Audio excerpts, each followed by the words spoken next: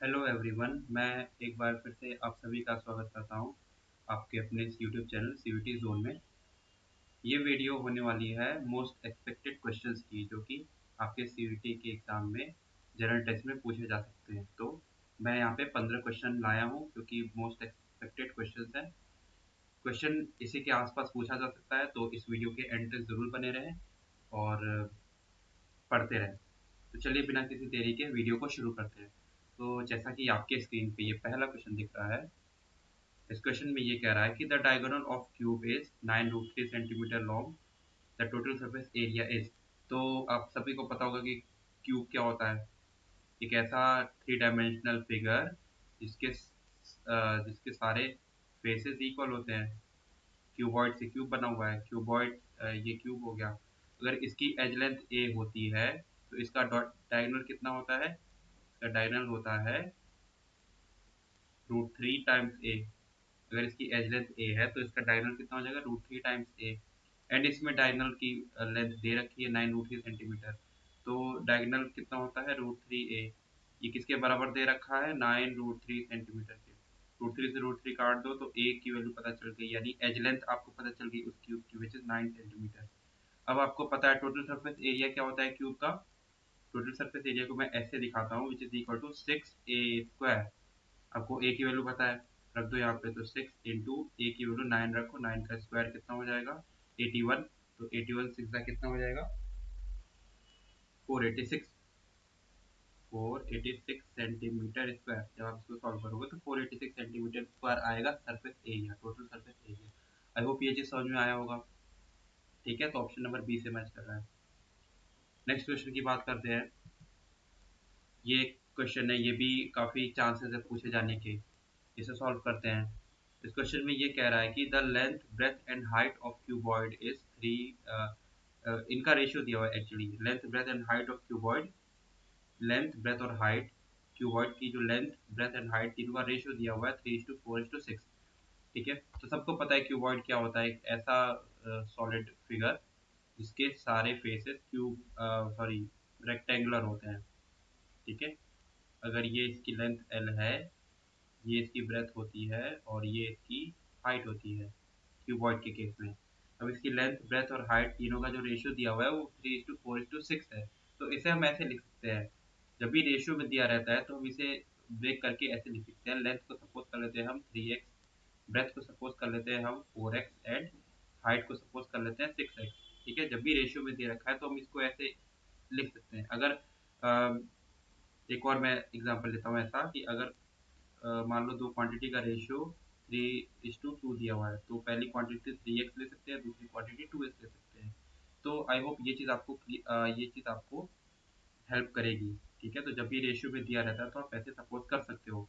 तो लेंथ मैंने इसका सपोज कर लिया 3x, ब्रेथ सपोज कर लिया 4x एंड हाइट सपोज कर लिया 3x। अब इसका वॉल्यूम किसके बराबर दे रखा है? 576 सेंटीमीटर क्यूब। तो क्यूबॉइड का वॉल्यूम होता क्या है? वॉल्यूम ऑफ क्यूबॉइड होता है, वॉल्यूम को मैं वी से दिखा देता हूँ, ये होता है L into B into H. L B H तीनों का प्रोडक्ट जो होता है वो वॉल्यूम होता है। एंड वॉल्यूम किसके बराबर दे रखा है? 576 सेंटीमीटर क्यूब के बराबर दे रखा है। लेंथ हमें पता है कितनी है? 3x है, एल की जगह 3x लिख दो। ब्रेथ है 4x, बी की जगह 4x लिख दो। और हाइट है हमारी 6x। ये तीनों का प्रोडक्ट किसके बराबर हो जाएगा? 576। यहाँ से आप मल्टीप्लाई करो, 3 4 12, 6 72 x into x into x, x cube हो जाएगा, है ना। ये 72 x³ ये किसके बराबर हो जाएगा? 576। तो यहाँ से जब आप फर्दर सॉल्व करोगे, एक्स क्यूब किसके बराबर हो जाएगा? 576/72। ठीक है, 72 से डिवाइड करोगे इसे तो ये 8 टाइम्स में चला जाएगा, यानी x³ की वैल्यू कितनी आ गई? 8। एंड 8 को आप 2 का क्यूब भी लिख सकते हो। ठीक है, तो क्यूब क्यूब दोनों साइड बराबर है, तो इसका मतलब बेस क्वांटिटी भी बराबर होगी। तो x की वैल्यू 2 हो गई। अब x की वैल्यू 2 पता चल गई, तो हम इसकी लेंथ फाइंड कर लेते हैं, ब्रेथ फाइंड कर लेते हैं, हाइट फाइंड कर लेते हैं। लेंथ कितनी हो जाएगी? x की जगह 2 रख दो यहाँ पे, तो 3 इंटू 2 6। लेंथ इसकी कितनी हो गई? इस क्यूबॉइड की लेंथ हो गई 6 सेंटीमीटर। ब्रेथ कितनी हो गई? 4x, x की जगह 2 रखो तो 8 सेंटीमीटर इसकी ब्रेथ हो गई। एंड हाइट कितनी हो गई? 6x, x की जगह 2 रखो तो 12 सेंटीमीटर इसकी हाइट हो गई। लेंथ ब्रेथ हाइट तीनों पता चल गया। हमसे पूछ रहा है the whole surface area of the cuboid, यानी टोटल सरफेस एरिया की बात कर रहा है, क्यूबॉइड का कितना होगा। तो टोटल सरफेस एरिया का फॉर्मूला लगा दो। मैं इसे मिटा देता हूँ, ठीक है, मिटा देता हूँ, फिर मैं टोटल सरफेस एरिया निकाल लेता हूँ। तो टोटल सरफेस एरिया कितना हो जाएगा इसका फॉर्मूला, आई होप सबको फॉर्मूला याद होगा।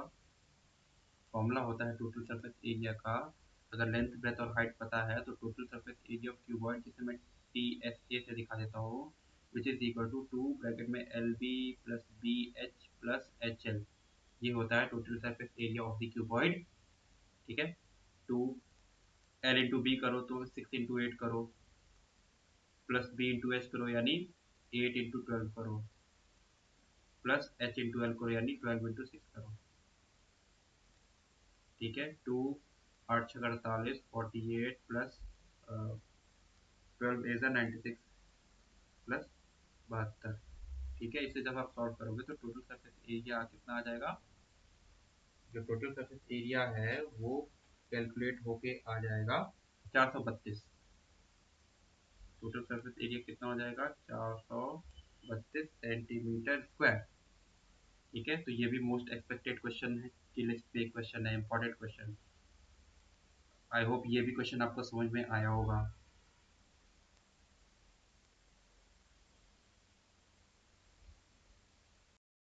आइए नेक्स्ट क्वेश्चन की बात करते हैं। तो ये भी मोस्ट एक्सपेक्टेड क्वेश्चन की लिस्ट में हो सकता है, ये भी क्वेश्चन, ये भी है, पूछा जा सकता है। तो इस क्वेश्चन में ये कह रहा है कि which of the following number is divisible by 24। तो इन चार ऑप्शन में से कौन सा ऐसा नंबर है जो 24 से डिविजिबल होगा। तो मैंने याद करो जब आपको डिविजिबिलिटी पढ़ा रहे मैं पढ़ा रहा था, डिविजिबिलिटी पढ़ा रहा था तो उसमें मैंने आपको काफ़ी सारे नंबर बताया था। 2 से डिविजिबिलिटी चेक करना बताया था, 3 से बताया था, 4 से बताया था, 5 6, ठीक है, सबसे बताया था कि 2 से कोई नंबर डिविजिबल है तो क्या रूल्स एंड रेगुलेशंस होती हैं, 3 से कोई नंबर डिविजिबल है तो क्या चेक करना पड़ता है, 4 से डिविजिबल है तो क्या चेक करना पड़ता है। तो 24 की बात करते हैं, तो 24 को हम 8 इंटू 3 लिख सकते हैं, 8 इंटू 3, ठीक है, 8 इंटू 3 दोनों का मल्टीप्लिकेशन करेंगे तो दोनों मिलकर 24 बनेंगे। और 8 और 3 दोनों को प्राइम नंबर भी हैं, इनमें कॉमन फैक्टर एक 1 ही होता है। तो हम इन देख लेते हैं कि इन चार नंबर में से कौन सा ऐसा नंबर है जो 8 से भी डिवाइड हो रहा है एंड 3 से भी डिवाइड हो रहा है। ठीक है, तो अगर चारों में से जो सा भी नंबर अगर 8 और 3 दोनों से डिवाइड हो जा रहा है तो 24 से भी डिविजिबल होगा। ठीक है, तो चेक करते हैं। तो अगर हम सबसे पहले 8 की बात करते हैं। तो 8 से डिविजिबिलिटी चेक करने के लिए मैंने ये बताया था आपको कि लास्ट की 3 डिजिट हर नंबर में, लास्ट की 3 डिजिट देखो, 3 डिजिट अगर वो 3 डिजिट लास्ट की 3 डिजिट अगर वो 8 से डिवाइड हो जा रही है तो पूरा नंबर वो 8 से डिवाइड हो जाएगा। तो पहला चेक करते हैं, ये 718 ये 8 से डिवाइड नहीं होगा, लास्ट की 3 डिजिट डिजिट तो ये नंबर 8 से डिवाइड नहीं होगा। ऐसे ही इसका चेक करते हैं, तो इसमें भी 810 आप डिवाइड करके देखो तो ये भी 8 से डिवाइड नहीं होगा। ठीक है, ऐसे ही ये 804 देख लेते हैं, तो ये भी 8 से डिवाइड नहीं होगा, लास्ट की 3 डिजिट देखो तो ये भी 8 से डिवाइड नहीं होगा। चौथे की बात करते हैं 736, इसे हम देखते हैं 8 से डिवाइड हो जा रहा है या नहीं। तो हाँ, ये 8 से डिवाइड हो जाएगा। ठीक है, तो ये नंबर मिला है क्योंकि 8 से डिवाइड हो जा रहा है। अब ये देखो इस नंबर को देख लेते हैं 3 से डिवाइड हो रहा है क्या। तो 3 से डिवाइड होने के लिए मैंने बताया था कि सारे नंबर्स का सम करो, मतलब सारे डिजिट्स का सम करो। ये नंबर है अगर 3 से डिविजल होगा इसका मतलब इनका सम जो कि 3+1+2+5+7+3+6, कोई भी नंबर अगर 3 से डिविजिबल होगा उसमें ये क्राइटेरिया लगती है कि उन उस नंबर में जितनी डिजिट्स हैं उनका सम भी 3 से डिवाइड हो जाएगा।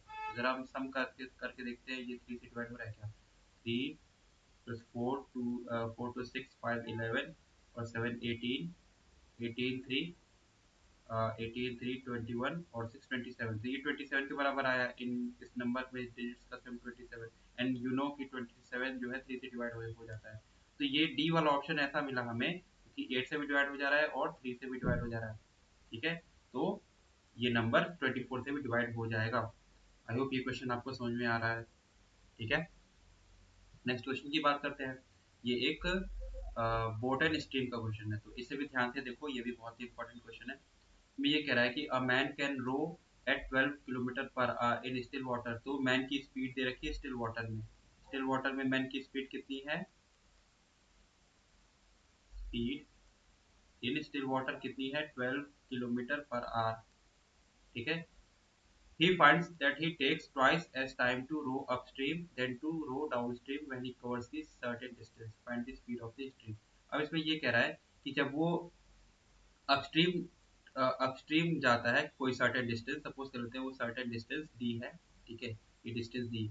जब ये इस डिस्टेंस को अपस्ट्रीम ट्रेवल करता है, अपस्ट्रीम अपस्ट्रीम का मतलब क्या? जो स्ट्रीम है, जो बहती हुई धारा है, उसके अगेंस्ट जब वो चल रहा है तो उसे अपस्ट्रीम कहते हैं, ठीक है, अपस्ट्रीम स्पीड।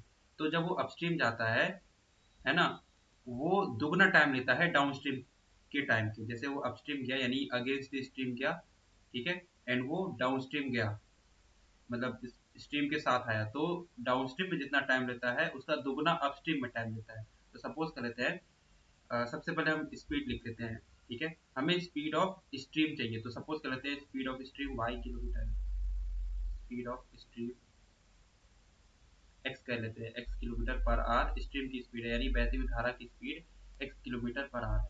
अब आपको पता है कि अपस्ट्रीम स्पीड कितनी हो जाएगी? जब वो धारा के अगेंस्ट जाएगा तो उसकी स्पीड कितनी हो जाएगी? स्टिल वाटर की स्पीड पे से स्ट्रीम की स्पीड माइनस कर दो, क्योंकि जब वो अगेंस्ट जाएगा तो स्पीड कम हो जाती है। जरा आप सोच के देखो, अपस्ट्रीम कितनी हो जाएगी? Upstream speed 12 minus x kilometre per our, and downstream speed कितनी हो जाएगी? डाउनस्ट्रीम जब जाएगा यानी बहती हुई धारा के डायरेक्शन में जाएगा तो इसकी स्पीड बढ़ जाएगी, तो डाउनस्ट्रीम में स्पीड कितनी हो जाएगी? 12 plus x kilometre per our. Upstream में टाइम सपोज कर लेते हैं t1 ले रहा है और डाउनस्ट्रीम में टाइम t2 ले रहा है।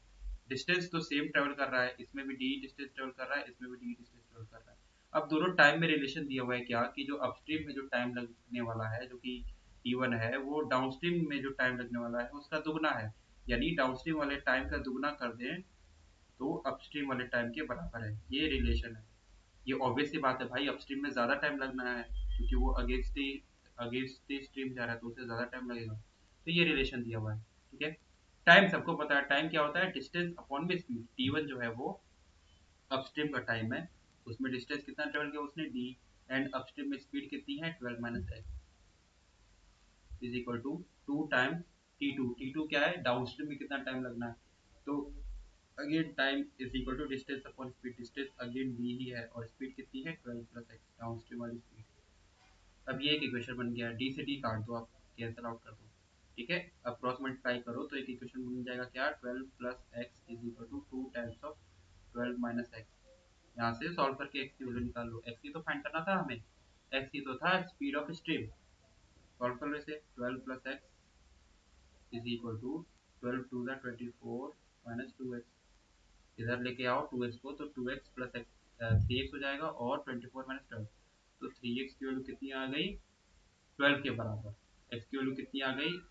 4 किलोमीटर पर आर के बराबर, यानी जो स्ट्रीम है उसकी स्पीड कितनी है? 4 किलोमीटर पर आर के बराबर। आई होप ये भी क्वेश्चन आपको समझ में आया होगा।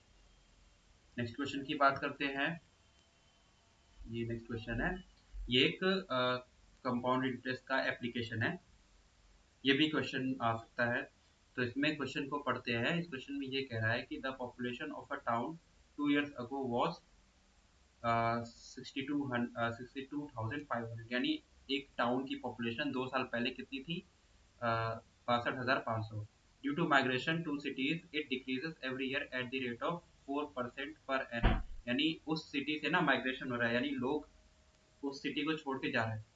तो उस सिटी की जो पॉपुलेशन है वो हर साल कैसे चेंज हो रही है? 4% पर एनम की रेट से वो चेंज हो रही है, यानी घट रही है। जो पॉपुलेशन है वो बेसिकली घट रही है, किस रेट से? 4% पर एनम हर साल, यानी पहले साल पहले साल में भी 4% की रेट से घट गई और दूसरे साल भी 4% की रेट से घट गई, ठीक है। ऐसे ही हर साल 4-4% की रेट से घट रही है पॉपुलेशन, क्योंकि वहाँ के लोग माइग्रेट कर रहे हैं, ठीक है। तो पूछ रहा है फाइंड इट्स प्रेजेंट पॉपुलेशन, तो इसकी प्रेजेंट पॉपुलेशन कितनी होगी? तो आइए इसको सॉल्व करने की कोशिश करते हैं।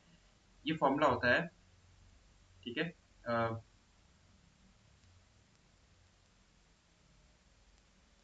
पॉपुलेशन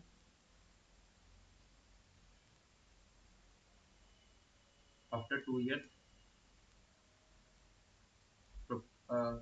पॉपुलेशन आफ्टर 2 years या इसे प्रेजेंट पॉपुलेशन भी कह सकते हैं। प्रेजेंट पॉपुलेशन ये किसके बराबर होता है?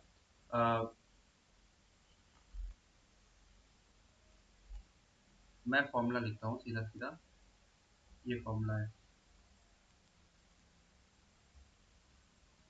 प्रेजेंट पॉपुलेशन कितनी हो जाएगी? प्रेजेंट पॉपुलेशन कितनी हो जाएगी? Population before 2 years into 1 plus rate of change, मतलब किस रेट से चेंज हो रहा है अपॉन 100, और पावर, ये मल्टीप्लिकेशन में है, ये पॉपुलेशन को इसमें मल्टीप्लाई करेंगे 2 साल पहले की, और n पावर n जो कि टाइम है कि कितने सालों में, तो 2 है तो यहाँ पे 2 रखेंगे। अब इसे सॉल्व कर लेते हैं। प्रेजेंट पॉपुलेशन किसके बराबर हो जाएगी? 2 साल पहले की population which is 62500 into 1 plus rate of interest कितना है, सॉरी रेट किस रेट से चेंज हो रही है? 4% से, तो 4/100 जब आप इसे सॉल्व करोगे 62500 इंटू ये 4 से काट दो 25 टाइम्स में, तो ये हो जाएगा 20, सॉरी यहाँ पे माइनस लगाएंगे, मैंने यहाँ पे ध्यान नहीं दिया, ये यहाँ पे माइनस लगाएंगे क्योंकि जब भी डिक्रीज होता है ना तो इस फॉर्मूले में माइनस लगाते हैं, तो पॉपुलेशन तो डिक्रीज हो रही है, कोई भी चीज़ जब डिक्रीज होती है तो यहाँ पे माइनस का सिग्नेचर लगता है, साइन लगता है। ठीक है, तो ये चीज़ आप ध्यान रखना, अगर वो पॉपुलेशन बढ़ रही होती तो प्लस लगाते, लेकिन कम हो रही तो यहाँ पे माइनस लगाएंगे। तो हो गया फॉर्मूला। तो ये हो जाएगा आपका 24/25 का होल स्क्वायर। अब इसे सॉल्व करते हैं, यहाँ कर देता हूँ, तो प्रेजेंट पॉपुलेशन कितनी हो जाएगी? 24 का स्क्वायर, प्रेजेंट पॉपुलेशन जो हो जाएगी वो किसके बराबर हो जाएगी? 62500 अपॉन में 25 का स्क्वायर 625 हो जाएगा, मैं इसे नीचे लिख लेता हूँ, इंटू 24 का स्क्वायर। ठीक है, 625 से 625 कट जाएगा एक टाइम पे, तो 100 इंटू 24 का स्क्वायर। अब आप इसे सॉल्व करोगे तो ये प्रेजेंट पॉपुलेशन कैलकुलेट होके आ जाएगी, जो कि है 57600, 57600, यानी प्रेजेंट में पॉपुलेशन कितनी हो जाएगी? कितनी हो जाएगी? स्टार्टिंग में थी आपकी 6000, सॉरी 62,500, फिर वो घट के 2 साल बाद इतनी हो जाएगी 57,600। आई होप ये भी क्वेश्चन आपको समझ में आया होगा। नेक्स्ट क्वेश्चन की बात करते हैं। ये एक एज रिलेटेड प्रॉब्लम है, ये भी मोस्ट एक्सपेक्टेड क्वेश्चन की लिस्ट में आता है। इस क्वेश्चन में ये कह रहा है कि the ratio of ages of Meenu and Meera is 4:2, यानी जो मीरू है एंड मीरा, दो पर्सन है मीरू एंड मीरा, उनकी जो प्रेजेंट एजेस का रेशियो, मतलब एजेस का रेशियो है, इसका मतलब ये प्रेजेंट एजेस है, तो इनकी एजेस का रेशियो कितना दे रखा है? 4:2। अभी मैंने आपको पहले वाले क्वेश्चन में बताया कि जब भी रेशियो में दिया रहा है तो आप एक्स से मल्टीप्लाई करके लिख सकते हो। तो मीनू की प्रेजेंट एज कितनी हो जाएगी? मीनू की एज प्रेजेंट एज हो जाएगी 4x, और मीरा की कितनी हो जाएगी? 2x हो जाएगी। ये प्रेजेंट एजेस है। फिर पढ़ते हैं आगे, if the sum of their ages is 6 year, यानी उनकी एजेस का जो सम है वो 6 ईयर्स है, यानी एज इसकी ये दोनों का ऐड करो, 4x प्लस 2x, इनकी एजेस का सम कितना है? 6 है। यहाँ से x की वैल्यू फाइंड हो जाएगी, 6 सॉरी 4 2 6, तो x की वैल्यू 1 आ जाएगी, 6x इजिकल टू 6, तो x की वैल्यू 1। ठीक है, यही फाइंड करना इंपॉर्टेंट था। अब आपसे पूछ रहा है कि find the ratio of their edges after 8 years, यानी 8 साल बाद जो उनकी एजेस होंगी उनका रेशियो आपको फाइंड करके बताना है। तो 8 साल बाद मीनू की एज कितनी हो जाएगी? मीनू की एज 8 साल बाद हो जाएगी, उसमें ऐड कर दो आप 8, तो 4x प्लस 8, ये मीनू की एज हो जाएगी 8 साल बाद की, और मीरा की 8 साल बाद की कितनी एज हो जाएगी? 2x प्लस 8 हो जाएगी। अब इनका आपको रेशियो फाइंड करना है, यानी दोनों को डिवाइड कर दो। ठीक है, x की वैल्यू आप ऑलरेडी जानते हो कितनी है, x की वैल्यू 1 रखो तो 8 4 12 हो जाएगा, ये रेशियो हो जाएगा, और 8 2 10 हो जाएगा। इसको सॉल्व करो तो रेशियो कितना आएगा? 2 से काटो, 2 6 12 और 2 5 10, तो 6:5, 6:5 इनकी एजेस का रेशियो होगा कब? 8 साल बाद की जो एजेस होंगी उनका रेशियो होगा 6:5। ऑप्शन नंबर बी से मैच कर रहा है। आई होप ये चीज़ आपको समझ में आई होगी। अब इस क्वेश्चन में ये कह रहा है, इस क्वेश्चन की बात करते हैं। Average of 3 consecutive even numbers is 34, find the largest of these number. तो 3 consecutive even नंबर है, उनका एवरेज दे रखा है 34 के बराबर। तो कॉन्जिक्यूटिव इवन नंबर हमें सपोज करना होता है, तो कैसे करते हैं? अगर पहला इवन नंबर 2x है तो दूसरा कौन सा होगा? 2x plus to. दो दो ऐड करते जाओ आप, तो दूसरा 2x प्लस टू, तीसरा कितना हो जाएगा? 2x plus four. ठीक है, तो ये तीन कॉन्जिक्यूटिव इवन नंबर है। इन तीनों का एवरेज कितना दे रखा है? 34। तो मैंने एवरेज बताया था आपको, इन तीनों को ऐड कर दो, 2x plus two plus 2x plus four, इन तीनों को ऐड कर दो और 3 से डिवाइड कर दो, क्योंकि तीन नंबर है तो 3 से डिवाइड कर दो, ये इसका एवरेज हो गया। ये किसके बराबर दे रखा है? 34 के बराबर। यहाँ से x की वैल्यू कितनी आ जाएगी? सॉल्व करो, 2 6x plus six is equal to 6x plus six is equal to 34 3 102। तो x की वैल्यू आ जाएगी 16। ठीक है, 16 आ जाएगी। अब आपसे पूछ रहा है कि इन तीनों में लार्जेस्ट कौन सा नंबर होगा, तो ऑब्वियस सी बात है 2x प्लस फोर लार्जेस्ट होगा। तो लार्जेस्ट नंबर क्या हो जाएगा? Largest number 2x plus four है ना। x की वैल्यू 16 रखो, तो 32 4 36, तो 36। तो बड़ा नंबर कौन सा होगा? 36। आई होप ये क्वेश्चन आपको समझ में आया होगा। तो ऑप्शन नंबर डी से मैच कर रहा है। ठीक है, नेक्स्ट क्वेश्चन की बात करते हैं। Angle of elevation of a top of a tower at a point X is 30 degree on walking 30 metre towards the tower. If the angle of elevation becomes 60 degree at point Y, find the height of the tower. तो इस question में ये कह रहा है कि एक tower है जिसकी हमें हाइट नहीं पता है। इस टावर के टॉप को अगर हम एक पॉइंट एक्स से देखते हैं ना, तो कितना एंगल ऑफ एलिवेशन बनता है?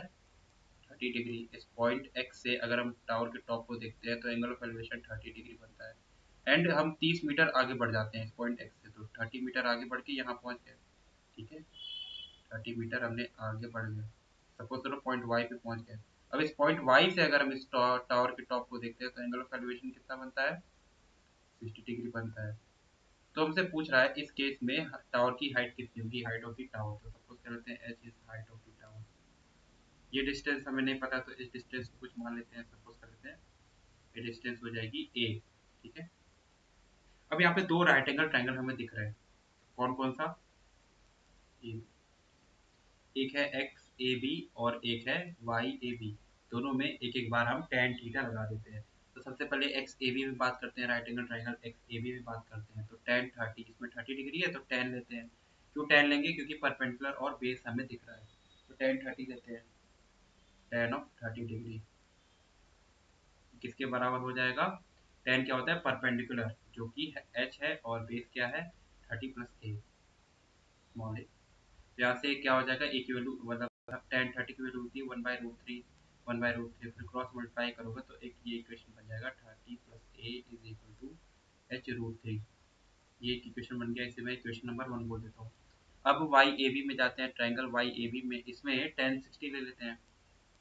टेन 60 डिग्री ले लेते हैं। ये किसके बराबर हो जाएगा? Perpendicular upon base. परपेंडिकुलर है एच और बेस है हमारा ए। ठीक है, टेन 60 वैल्यू होती है √3। ठीक है, तो एच की वैल्यू कितनी हो जाएगी? √3 ए। एंड ए की वैल्यू कितनी हो जाएगी? एच अपॉन में √3। ठीक है, अब आप फर्स्ट इक्वेशन में देखो, हमें ए एक्स्ट्रा दे रखा है, क्योंकि हमें क्या चाहिए? एच चाहिए ना, height of the tower find करना है। तो यहाँ पे ए एक एक्स्ट्रा वेरिएबल, इसे हम हटा देते हैं। तो ए की जगह ये वैल्यू पुट कर सकते हैं क्या? h/√3।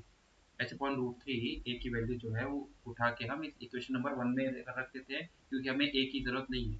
तो यहाँ पे रख देंगे तो ए खत्म हो जाएगा। तो इस वैल्यू को उठा के ए में रख, मतलब फर्स्ट इक्वेशन में रखो, 30 प्लस ए की जगह h/√3 is equal to h/√3 के हो गया। ठीक है, ए हमने हटा दिया। अब इसे थोड़ा सॉल्व करते हैं, एलसीएम लेते हैं। तो ये 30√3 हो जाएगा प्लस एच अपॉन में √3 आएगा दोनों के, तो √3 को मैं उधर भेज देता हूँ, तो √3 इंटू √3 3h हो जाएगा ये। अब h को इधर भेज दो, तो 3h माइनस एच 2h की वैल्यू कितनी आ गई? 30√3 के बराबर। यहाँ से h की वैल्यू कितनी आ जाएगी?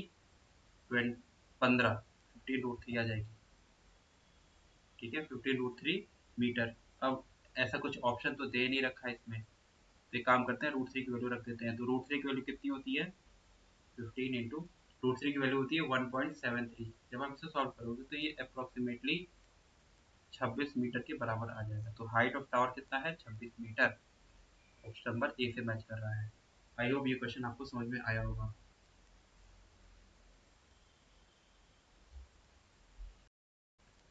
आइए नेक्स्ट क्वेश्चन की बात करते हैं। तो जैसा कि इस क्वेश्चन में दिख रहा है कि The perimeter of a rectangular field is 480 meters and the ratio between the length and the breadth is 5:3. Find the area of the field. तो यहाँ पे एक रेक्टेंगुलर फील्ड है, सपोज कर लेते हैं ये हमारा रेक्टेंगुलर फील्ड है ना। इसकी लेंथ हम सपोज कर लेते हैं L है और इसकी ब्रेथ सपोज कर लेते हैं B है। तो इसका पेरीमीटर कितना हो जाएगा, क्योंकि पेरीमीटर की बात करें यहाँ पे देखो 480 मीटर इसका पेरीमीटर है, तो पेरीमीटर कितना हो जाता है रेक्टेंगल का perimeter, perimeter which is P, perimeter जो होता है वो होता है 2 ब्रैकेट में L+B का 2 टाइम्स होता है पेरीमीटर, है ना। तो किसके बराबर दे रखा है, 480 के बराबर दे रखा है। यहाँ से L+B निकल जाएगा, L+B निकाल लो, ये किसके बराबर हो जाएगा, 2 से उधर डिवाइड कर दो तो ये 240, L+B कितना होगा 240, ठीक है। पेरीमीटर दे रखा था 480 के बराबर, पेरीमीटर का फॉर्मूला ये होता है, यहाँ से 2 से डिवाइड कर देंगे तो L+B 240 हो गया। And the ratio between the length and the breadth is 5:3। यहाँ पे इसका जो लेंथ है एंड ब्रेथ की जो रेशियो दे रखा है वो 5:3 है। तो इसी वीडियो में मैंने क्वेश्चंस में बताया आपको कि लेंथ और ब्रेथ का रेशियो कितना दे रखा है 5:3, ठीक है। तो लेंथ को आप सपोज कर सकते हो 5x और ब्रेथ को सपोज कर सकते हो 3x, ठीक है। जब भी रेशियो में दे रखा है तो ऐसे आप लिख सकते हो, ठीक है। अब आप L की वैल्यू 5x है, B की वैल्यू 3x है, इसमें ला के रखो इस इक्वेशन में, तो ये कितना हो जाएगा 5x प्लस 3x, ये किसके बराबर हो जाएगा 240। यहाँ से x की वैल्यू आ जाएगी 5 3 8, तो 8x इक्वल टू 240, तो x की वैल्यू आ जाएगी 30, ठीक है। x की वैल्यू 30 आ गई और यही निकालना हमारा मेन काम था। अब हमसे पूछ रहा है find the area of the field. तो हमें इस फील्ड का एरिया कब पता चलेगा, जब हमें लेंथ पता रहेगी ब्रेथ पता रहेगी, ठीक है। तो लेंथ पता कर लेते हैं, तो x की वैल्यू हमें मिल ही गई है, इस ला के इक्वेशन में रख देते हैं 5x, x की जगह 30 रख दो, तो ये कितना हो जाएगा L जो हो जाएगा वो 1500 मीटर हो जाएगा एंड ब्रेथ कितना हो जाएगा 900 मीटर हो जाएगा, ठीक है। Area of the rectangle field कितना होता है L इंटू बी, L है 1500 और B है 900, मल्टीप्लाई करोगे तो ये आ जाएगा, जब आप मल्टीप्लाई करोगे इसे तो 13,500 आएगा, 13,500 मीटर स्क्वायर इस फील्ड का एरिया आ गया। आई होप ये भी क्वेश्चन आपको क्लियर हुआ होगा, बहुत ईजी सा क्वेश्चन था। नेक्स्ट क्वेश्चन की बात करते हैं, इसमें ये कह रहा है कि if x% of y and y% of x which of the following is true. तो इसमें ना दो चीज दे रखी है, एक a दे रखा है, a क्या है x% ऑफ y है और b क्या है y% ऑफ x है, ठीक है। तो a देख लेते हैं क्या होता है, थोड़ा सा और सॉल्व करते हैं। तो परसेंट को ऐसे लिख सकते हैं x/100, x% का मतलब होता है x/100 इंटू y, a हो गया। b को भी ऐसे लिख सकते हैं क्या, b y% ऑफ x है, y% को हम ऐसे लिख सकते हैं y/100 इंटू x। अब एक चीज ध्यान से देखो, a क्या है x इंटू y/100, b क्या है x इंटू y/100, दोनों एक ही चीज तो है। तो इससे हमें देख के क्या पता चल रहा है, a एंड b दोनों बराबर है, ना ही ग्रेटर है ना ही स्मॉलर है, a और b दोनों इक्वल है, C option, a is equal to b, a b दोनों बराबर है, ठीक है। तो ऑप्शन सी से मैच कर रहा है। आई होप ये भी क्वेश्चन आपको समझ में आया होगा। नेक्स्ट क्वेश्चन की बात करते हैं। इस क्वेश्चन में ये कह रहा है कि if the cost price of 120 mangoes is equal to the selling price of 100 mangoes, what is the profit percent in this transaction. तो 120 मैंगोज का जो कॉस्ट प्राइस है वो किसके बराबर है, 100 मैंगोज के सेलिंग प्राइस के बराबर है। तो यहाँ पे प्रॉफिट परसेंट कितना होगा, तो इसे आप ऐसे लिख दो, 120 मैंगो का कॉस्ट प्राइस किसके बराबर है, 100 मैंगो के सेलिंग प्राइस के बराबर है, ठीक है। Cost price by selling price को इधर लेते आओ नीचे और 120 को उधर भेज दो, तो 100 बाई 120, ठीक है। तो अब ध्यान से देखो, इसमें सेलिंग प्राइस ज़्यादा है, कितने से ज़्यादा है देखो, 20 से ज़्यादा है ना, यानी 20 का प्रॉफिट हुआ, प्रॉफिट कितने का हुआ 20 का हुआ, बट हमें प्रॉफिट परसेंट निकालना है। तो प्रॉफिट परसेंट कैसे निकलता है, प्रॉफिट किसके रिस्पेक्ट में लेते हैं, प्रॉफिट अपॉन में किसके रिस्पेक्ट में लेते हैं प्रॉफिट, कॉस्ट प्राइस के, तो कॉस्ट प्राइस 100 हो गया और इसे मल्टीप्लाई करेंगे 100 से, क्योंकि परसेंट में चेंज करना है। प्रॉफिट है हमारा 20 का बाई 100 इंटू 100, तो प्रॉफिट परसेंट कितना हो गया 20% के बराबर हो गया। आई होप ये चीज़ आपको समझ में आई होगी। Cost price by selling price का रेशियो मैंने ले लिया, अब देखा कि इसमें सेलिंग प्राइस थोड़ा ज़्यादा है, तो कितना ज़्यादा है 20 से ज़्यादा है, तो प्रॉफिट 20 का हुआ, तो 20/100 इंटू 100, तो ये प्रॉफिट परसेंट निकल के आ गया। आई होप ये भी क्वेश्चन आपको समझ में आया होगा, ठीक है। ऐसा जब भी क्वेश्चन आए तो आप ऐसे कर सकते हो एंड इस टाइप के क्वेश्चन आपके एग्जाम में पूछने के ज़्यादा चांसेस है। नेक्स्ट क्वेश्चन की बात करते हैं। इस क्वेश्चन में ये कह रहा है कि a train of length 100 metre is moving at a speed of 70 kilometre per hour in what time it will cross a man who is walking at the rate of 10 kilometre per hour in the same direction. अब देखो ये train है ना, इसकी length 100 metre है, ये इस direction में मान लो चल रही है, ठीक है, एंड इसी डायरेक्शन में एक मैन भी मूव कर रहा है जिसकी स्पीड है 10 किलोमीटर पर आवर। तो मैन की स्पीड है 10 किलोमीटर पर आवर और ट्रेन की स्पीड है 100 किलोमीटर पर आवर। तो यहाँ पे जो है ऑब्जर्वर जो कि मैन है और ट्रेन जो कि ऑब्जेक्ट है, यहाँ पे दोनों मूव कर रही है। तो जब भी दोनों मूव करती है तो इस केस में हम रिलेटिव का कंसेप्ट लगाते हैं, रिलेटिव वेलोसिटी यहाँ पे निकालेंगे। ठीक है, ये मैन किससे मूव कर रहा है 10 किलोमीटर पर आवर से, और ट्रेन कितने मूव कर रही है तो 70 किलोमीटर पर आवर से, दोनों सेम डायरेक्शन में मूव कर रहे हैं। तो हमारी वेलोसिटी कितनी हो जाएगी, रिलेटिव स्पीड कितनी हो जाएगी, रिलेटिव स्पीड कितनी हो जाएगी, ट्रेन की स्पीड में से मैन की स्पीड माइनस कर देंगे तो 70 माइनस 10 ये हमारी रिलेटिव स्पीड हो जाएगी। ठीक है, जो कि 60 किलोमीटर पर आवर हो जाएगी। अब आप यहाँ पे ध्यान से देखो, ऑप्शंस में सेकंड है तो इस किलोमीटर पर आवर स्पीड को मीटर पर सेकंड में चेंज कर लेते हैं, तो 5/18 से मल्टीप्लाई करेंगे, मीटर पर सेकंड में चेंज हो जाएगी। 3 से काटो, 3 छक्के 18, 3 दूनी 6, तो 100/6 मीटर पर सेकंड इसकी स्पीड आ गई। इफेक्टिव स्पीड, रिलेटिव स्पीड जो कि speed of train minus speed of man है। डिस्टेंस कितनी दे रखी है 100 मीटर, स्पीड दे रखी है, स्पीड निकल गई कितनी 100/6 मीटर पर सेकेंड। टाइम हमें फाइंड करना है, तो टाइम कितने बराबर, टाइम क्या होता है डिस्टेंस अपॉन में स्पीड। ठीक है, डिस्टेंस हमारी 100 है और स्पीड कितनी है 100/6, 100 से 100 कट गया, 6 ऊपर भेज दो तो टाइम किसके बराबर आ गया 6 सेकेंड के बराबर आ गया। यानी ये जो ट्रेन है वो मैन को 6 सेकेंड में क्रॉस कर लेगी अगर दोनों सेम डायरेक्शन में दौड़ रहे हैं तो। आई होप ये क्वेश्चन समझ में आया होगा सबको। आइए फिर नेक्स्ट क्वेश्चन की बात करते हैं। तो नेक्स्ट क्वेश्चन में पढ़ते हैं हम। कह रहा है कि A can do a piece of work in 10 days, यानी ए जो है किसी काम को 10 दिन में कंप्लीट कर सकता है, and B can do the same work in 15 days, यानी बी जो है उसी काम को 15 दिन में कंप्लीट कर सकता है। If they start working together but stop working after 4 days, find the fraction of work that is left. ठीक है, तो अगर दोनों साथ में काम करते हैं और 4 दिन तक काम करने के बाद छोड़ देते हैं तो कितना काम बचा हुआ है। ठीक है, तो ए जो है किसी काम को 10 दिन में कर सकता है, तो ए का एक दिन का काम निकाल लेते हैं। 1 डे वर्क कितना हो जाएगा, एक दिन का काम 1/10 हो जाएगा। ऐसे बी का भी एक दिन का काम निकाल लेते हैं, बी का एक दिन का काम कितना हो जाएगा 1/15। अब यहाँ पे देखो दोनों साथ में काम कर रहे हैं, तो दोनों जब साथ में काम करेंगे तो एक दिन में काम कितना करेंगे वो निकाल लेते हैं। दोनों के साथ में का एक दिन का काम 1 डे वर्क कितना हो जाएगा 1/10 प्लस 1/15, एलसीएम में का 30, 3 + 2 5, तो 1/6, यानी जब दोनों साथ में काम कर रहे हैं तो एक दिन में 1/6 पार्ट ऑफ वर्क करेंगे। बट यहाँ पे देखो 4 दिन तक वो काम कर रहे हैं, तो ये एक दिन का काम है दोनों का, दोनों के 4 दिन का काम निकाल लो। इन दोनों के 4 दिन का काम कितना हो जाएगा, 4 से मल्टीप्लाई कर दो इसमें। ठीक है, 4 डे वर्क कितना हो जाएगा 4/6, जो कि 2/3 आ जाएगा। अब 4 दिन में इन्होंने 2/3 पार्ट ऑफ वर्क किया, तो टोटल वर्क होता है 1, टोटल वर्क कितना होता है 1। ठीक है, कोई भी कंप्लीट वर्क को 1 से दिखाते हैं। अगर हम टोटल वर्क में से जितना काम हो गया है उसे माइनस कर दें तो हमें जितना काम नहीं हुआ है वो पता चल जाएगा। तो टोटल वर्क में से 1 में से हम 2/3 अगर माइनस कर देंगे तो हमें वो मिल जाएगा जितना काम नहीं हुआ है।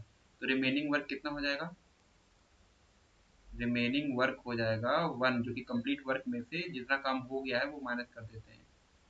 तो 3 - 2 1/3, यानी 1/3 पार्ट ऑफ वर्क लेफ्ट है, बच गया है। तो वही हमसे पूछ रहा था कि fraction of work that is left, तो ऑप्शन नंबर ए से मैच कर रहा है।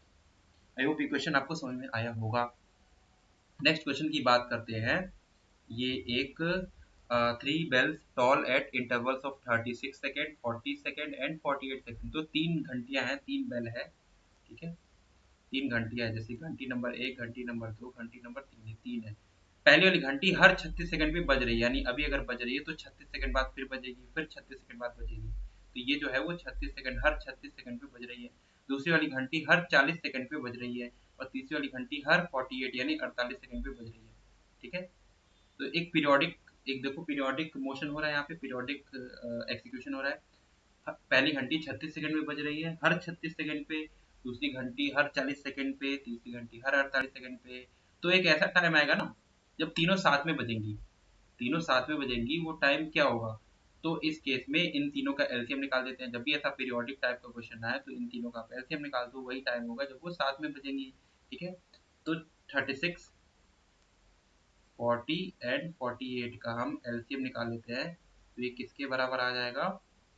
720 सेकंड के बराबर आ जाएगा। जब आप एलसीएम निकालोगे 36, 40, 48 का, तो ये 720 सेकंड के बराबर आ जाएगा।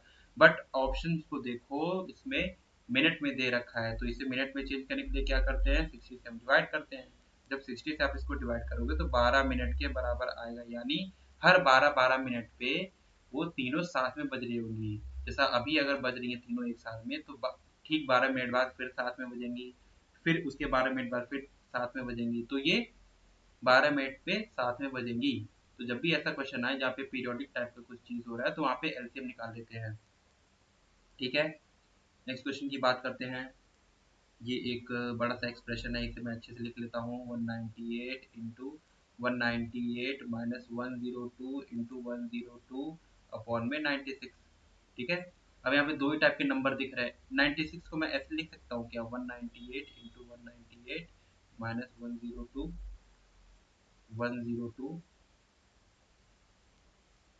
इंटू 102, और 96 को मैं 198 माइनस 102 लिख सकता हूँ। ऑब्वियस सी बात है, दोनों का डिफरेंस 96 के बराबर ही आएगा। अब आप ध्यान से देखो इसमें ना, अगर आप इसे नॉर्मल तरीके से करने जाओ, 198 इंटू 198 करो, फिर 102 इंटू 102 करो, फिर माइनस करो, फिर इसे 96 से डिवाइड करो, तो आपका आपका काफी टाइम चला जाएगा। तो हम इसमें अब एक आइडिया लगाते हैं, एक ट्रिक लगाते हैं। इसमें दो ही टाइप के नंबर आपको दिख रहे हैं, कौन कौन से? एक 198 है और एक 102 है। पूरे एक्सप्रेशन में एक 198 है, एक 102 है। तो 198 को हम ए बोल देते हैं और 102 को हम बी बोल देते हैं। तो 198 की जगह हम ए रख देते हैं, तो ए इंटू ए कितना हो जाएगा, ए स्क्वायर हो जाएगा, minus B into B, B square हो जाएगा, और में ए माइनस बी। अभी ऊपर A A A square minus B square की अलजेब्रिक आइडेंटिटी बन गई। ये क्या होता है, ए प्लस बी और ए माइनस बी, एक ब्रैकेट में ए प्लस बी, एक ब्रैकेट में ए माइनस बी, और नीचे ए माइनस बी ऑलरेडी है। तो ए माइनस बी से ए माइनस बी कट गया, बस क्या गया हमारे पास, ए प्लस बी। ये आंसर है आपका। ए की जगह 198 रखो, बी की जगह 102 रखो, तो ये कितना हो जाएगा, दोनों को ऐड करके ये 300 के बराबर आएगा। बस आंसर आ गया हमारा। तो इस बड़े से एक्सप्रेशन का आंसर कितना आ गया, 300।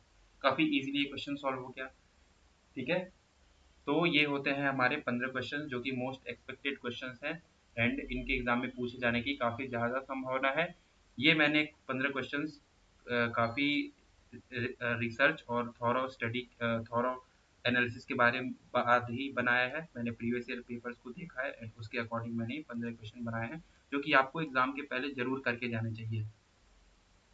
अगर आप हमारे चैनल पे नए हो तो आप हमारे चैनल को सब्सक्राइब करो, एंड हम रोज़ टेलीग्राम क्विज़ कराते हैं अपने टेलीग्राम चैनल पे। टेलीग्राम क्विज़ कराते हैं मैथ्स की, उसमें रीजनिंग, जीके सब होती है। तो आप उसकी लिंक, उस टेलीग्राम चैनल की लिंक जो है मैं स्क्रीन पे दे रहा हूँ, स्क्रीन पे विजिबल होगी और डिस्क्रिप्शन बॉक्स में भी है। तो आप जाके उस चैनल को ज्वाइन करो एंड रोज़ क्विज़ अटेम्प्ट करो। अगर आपको ये वीडियो पसंद आई है तो आप इस वीडियो को लाइक कर सकते हो, एंड आपके जो फ्रेंड्स हैं जो प्रिपरेशन कर रहे हैं सीयूईटी की, तो आप उनको भी ये वीडियो शेयर कर सकते हो, ताकि उनकी भी हेल्प हो सके। नेक्स्ट वीडियो में मिलते हैं, तब तक के लिए have a nice day, bye bye.